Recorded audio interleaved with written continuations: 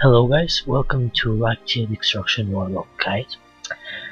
In this guide I'm gonna tell you a lot of things about Warlock Destruction, like rotation, talents, gems, everything that you need to know to give good DPS. Let's start with talents. I attached the image of talents, so as you can see, you just don't put talent points on after match.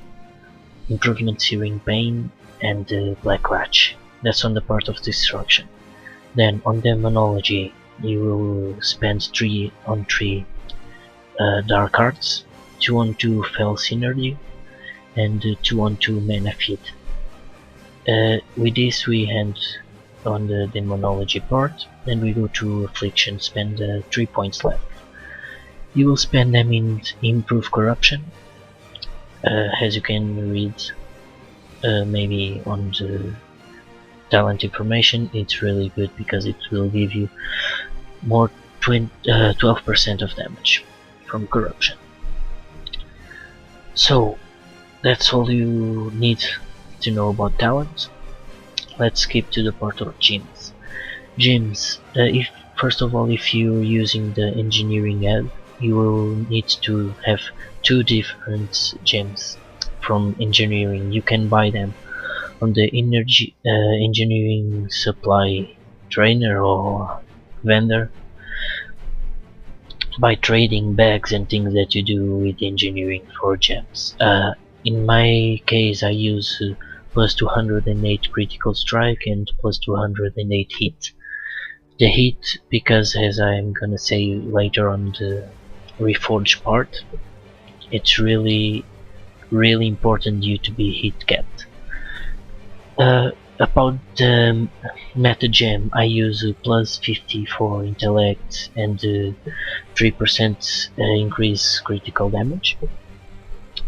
And on the other gems, when I need to be hit capped, I stack intellect and hit, 20 intellect and 20 hit from the purple gem. And when I'm already hit capped, I stack 40 intellect from the red gem.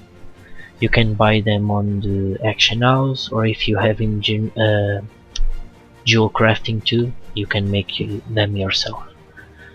About the enchants, the most important enchant for range DPS that using mana is the torrent that gives you brutal spell power to the weapon. The other enchants from the other years, you just need the things that give you mastery and intellect. It's all you need. You don't need spirit, please. People, stop stacking spirit if you're a DPS, really. Then about reforging. The 3 main stats that the Destruction Warlocks needs is first of all intellect, then hit to be hit capped. When you're hit capped you don't need to stack more hit, and then is mastery. Why mastery? Destruction mastery, for each point of mastery it will give you 1.35% more fire damage. So as you can see, most of your spells that you're gonna cast are fire, so plus fire damage equal plus DPS, and what you want to do is give as much as DPS as you can. That's all about reforging. It's really easy.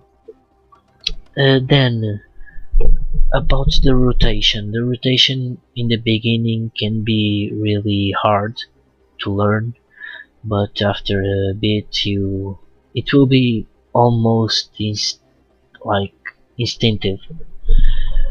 First of all, you will start with an instant soulfire. How can you get the instant soulfire? You use first the soul burn. This will proc you an instant soulfire. Now I just advise you to use one soul burn because this is why. From the height bosses, most of the time your pet gonna die, and your pet cast time is like 5 or 6 seconds, I'm not sure now.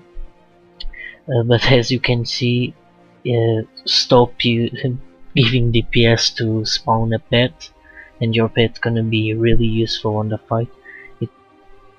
It will downgrade your DPS, and you don't want that. So I let the other 2 soul burns out, so if my pet dies, I can instant cast the pet. Then the thing that gives you more damage from warlocks, but that's any spec of warlock, is the curses. You will use 4 of them. The emulate, that gives you fire damage to the target. Corruption, that gives you shadow damage to the target. Bone of Doom, that gives you shadow damage to the target, and has 20% chance to summon a demon guardian, what is really good. And Curse of Elements, that will make the target receives more damage, basically, plus 8% damage. These curses you must be always up, so wherever it's almost down, you refresh them. The emulate will proc you conflagrate. The conflagrate will make your shadow bolts and incinerate much faster to cast, so it's better you to use every time you can. Every time is out of cooldown, the conflagrate. The rotation, I will tell you my rotation, you can choose yours, but I use the Soulfire first, then I put the 4 curses. When I end to put the 4 curses, the Soulfire buff that makes you deal plus fire damage is almost down, so what you're gonna do is cast another Soulfire to refresh it.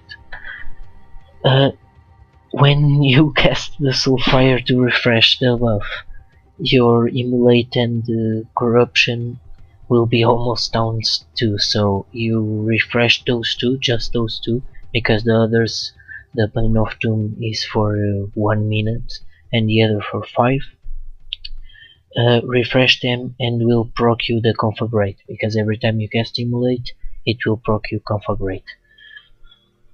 When you end to refresh those curses, you cast conflagrate and then shadow bolt and 2 incinerate. Then you come to the beginning, another Soulfire, the curses. Now the Soulfire is like when you first end the first rotation, you'll be able to cast like 2 Soulfires until the conflagrate cooldown ends. So you cast 2 Soulfires and then go to the curses, conflagrate, Shadow's bolt, and to incinerate. It's always the same thing. This will gonna be like incentives for you. About the pet that you're gonna use, it's Imp, because it gives fire damage, and since you have the Soulfire buff, it's gonna deal more damage. To who don't know how to make the Imp be always casting Soulfire, all you have to do is right click on the spell icon, and he will be always that is available, will be casting the fire bolt. The glyphs. The glyphs that I use, main glyphs, primary glyphs in this case, is Glyph of Incinerate, Glyph of Imp, and Glyph of Immolate. The rest of the glyphs, it's more about how you like to play.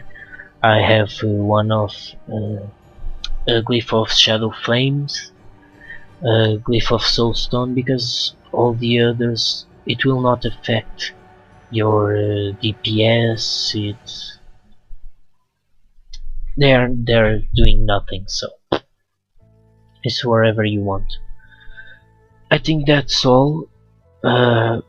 In the right tutorials I'll give you some tips, random tips for the bosses, and I hope you have enjoyed. If you do, please subscribe, like my video, comment. Any comment will be appreciated, bad or good, whatever. Thank you for watching and have a nice day.